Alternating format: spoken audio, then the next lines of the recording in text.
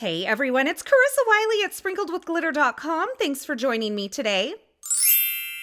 Today I am sharing an adorable card featuring new products from Spellbinders, and I'm going to show you how to use 3 different hot foil colors on one card. We're going to do some foil layering, and I'm featuring this brand new Take Note press plate set. It's actually a registration press plate set, and it has several individual elements that you can layer together to create either a letterpress, better press design or hot foil designs. Now, if you're using the better press system, it does come with this registration guide so that you can create perfectly lined up designs. And if you're looking for a video tutorial on how to use that registration guide, I'll pop a video in the upper right-hand corner.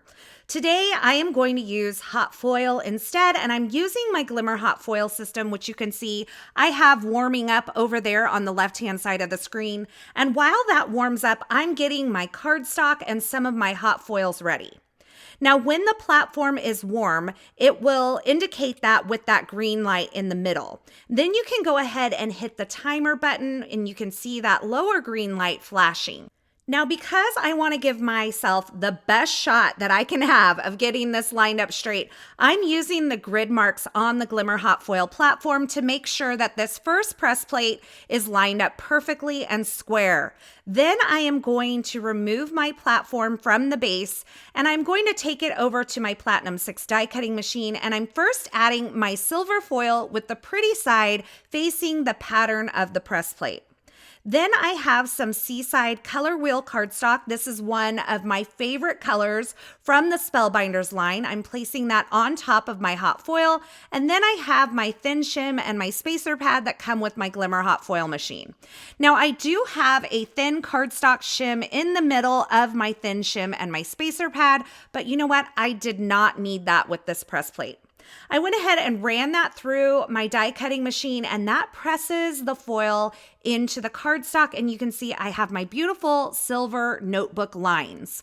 Now, something I want to mention is as you're preparing your foil, you want to think about which color you want in the front. So I want my rose gold to be in front of my silver, and so I did my silver foiling first. Now I have the little side line here for my notebook paper, and I'm going to hold it in place with some best ever craft tape to create a hinge to allow me to get my foiling in the perfect position. So you can see I'm adding that best ever craft tape where it does not overlap my previously foiled image, because that tape can pull up your foil if you're not careful. I'm flipping it over on that hinge that I've created with the tape, and I'm placing my rose gold foil with the pretty side facing the pattern of my hot foil plate or my press plate here. And then I'm going to close that down. So one thing that you want to remember when you're hot foiling is that the kind of dull or not pretty side of your foil will always face towards your cardstock. And the pretty side of your foil will always face towards the pattern of your press plate or your hot foil plate. So now I've laid that down onto my Glimmer hot foil platform. I pressed the timer button, the timer ran its course, and now I'm removing the base from the platform and placing my thin shim and my spacer pad on top of that and running that through my die cut machine. Now, with each subsequent layer of foil that we add, it will be on top of the other. So it will kind of block out whatever's behind it. So you want to make sure that you think ahead on which colors you want to be in the very front. So you can see I have perfect positioning for that little line on the side of my notebook paper, and I love how this is going. I thought about adding a second line with that rose gold foil, but honestly, at this point, I thought I better not risk it. So instead, I moved on to my sentiment, and I have this just a note sentiment here, or just a note to say, and I thought about putting it towards the right, but I decided to overlap it across the line there that I just created with the rose gold foil. So once again, I'm using that best ever craft tape to create a hinge along the top side of the sentiment. And the reason I'm doing it on the top side is that I don't want my tape to overlap the previous foiling that I've done. So you can see I'm reusing this best ever craft tape each time. I'm creating a hinge along the top, and then I will flip that press plate up so that I can place my foil underneath it. Now this time I'm using the champagne hot foil, which is my favorite gold hot foil in the Spellbinders line. So I'm placing that with the pretty side that will face the pattern of my hot foil or my press plate. And then I'm flipping this over onto my Glimmer hot foil platform, which is already heated up to full heat, and I'm pressing the timer button. Once that has run its course, I'm going to remove the platform from the base again, add the thin shim and the spacer pad, and run this through my die cut machine. Now we can do the peel and reveal, and we'll see that the gold hot foil is sitting over the top of the silver and the rose gold that I previously foiled.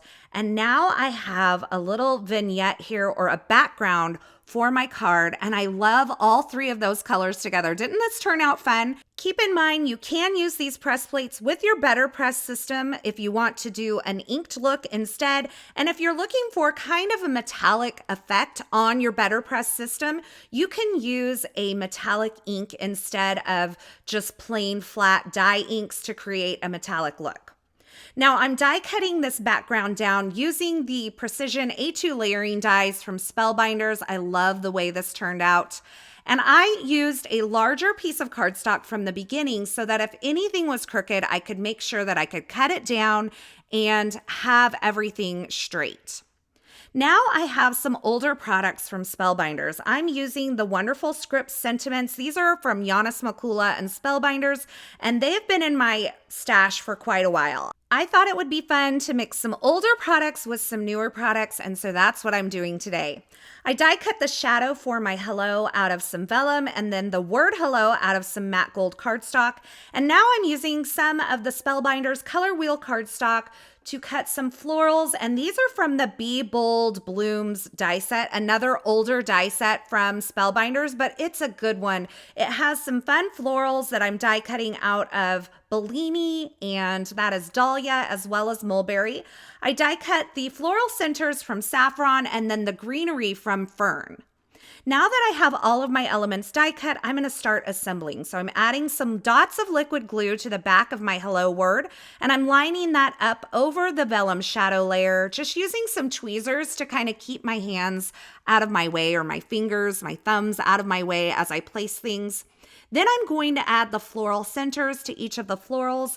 Again, I'm using some tweezers because I just find that just keeps my view a little bit more open. I'll glue my sentiment onto the front side of this large floral and then start adding a little bit of the greenery. I kind of held it in place and then tucked my fine tip glue bottle behind that. This didn't really want to stay, and so I grabbed my cross-lock tweezers and just held it in place while that glue dried. And then I'll move those cross-lock or reverse grip tweezers around my little arrangement here as I place things. And it's just holding it in place while all of that liquid glue dries.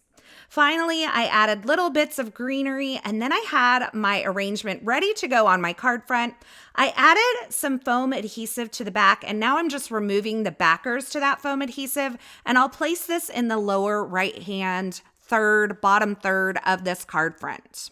Now this card front is slightly smaller than an A2, and so I decided to go ahead and put a layer of foam adhesive on the back of it just to give this card a little more weight and dimension. So I have a panel of foam adhesive here with the adhesive already on the back. I placed that on the back of my card front and then added this on to a top folding A2 size note card. But I wasn't done yet because if you know me, I need a little shine. And while the foil has some shine, I thought it would be fun to bring in a little bit more. So I'm adding some sparkling clear confetti with a dual tip embellishment tool, as well as some liquid glue to the front of my card project. And that was the perfect finishing touch for me. Just a little more sparkle to draw the eye into that floral grouping here. And I love all the shine and the color that the multicolored hot foil background brings to this card. I think it's simple yet absolutely beautiful. Now, as always, you can find links to the featured products used in this project in the description at YouTube. So if you're looking for something in particular, be sure you check there.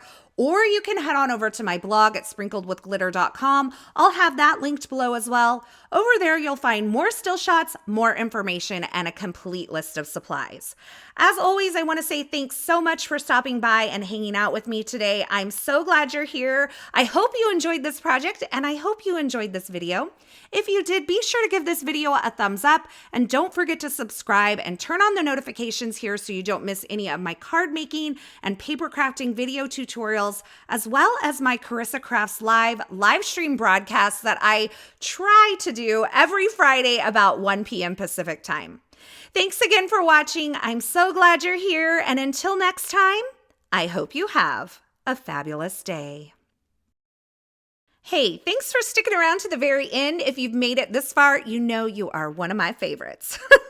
To subscribe to my channel, go ahead and click the button on the left side of the screen, and here's a couple more video tutorials I thought you might enjoy.